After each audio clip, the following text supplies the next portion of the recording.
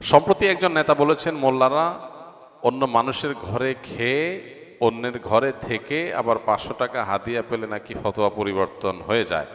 ঢালাওভাবে এভাবে বলা কতটা সঠিক, আপনি কিভাবে দেখছেন? ৫০০ টাকা ১,০০০ টাকা যারা মানুষের ঘরে খায়া লিল্লা খায়া যারা বড় হইয়া বড় বড় কথা বলে, এদের কোনো সেন্স কাজ করে বলে আমি মনে করি না। যাদেরকে ৫০০ টাকার জায়গায় ১,০০০ টাকা দিলে ওয়াজের বা মোনাজাতের ভাষা পরিবর্তন হয়ে যায়। এরা হইল মোল্লা মুন্সি। মোল্লাতন্ত্র কিন্তু ইসলাম নয়। কাজে এই বাংলাদেশে মোল্লাতন্ত্র হয়েছে আর ধর্মের নামে ব্যবসা শুরু হয়েছে। সম্প্রতি একজন নেতা বলেছেন, মোল্লারা অন্য মানুষের ঘরে খেয়ে অন্যের ঘরে থেকে আবার ৫০০ টাকা হাদিয়া পেলে নাকি ফতোয়া পরিবর্তন হয়ে যায়।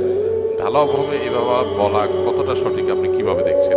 ৫০০ টাকা ১,০০০ টাকা যারা মানুষের ঘরে খায়া লিল্লা খায়া যারা বড় হইয়া বড় বড় কথা বলে, এদের কোনো সেন্স কাজ করে বলে আমি মনে করি না। যাদেরকে ৫০০ টাকার জায়গায় ১,০০০ টাকা দিলে ওয়াজের বা মোনাজাতের ভাষা পরিবর্তন হয়ে যায়, এরা হইল মোল্লা মুন্সি।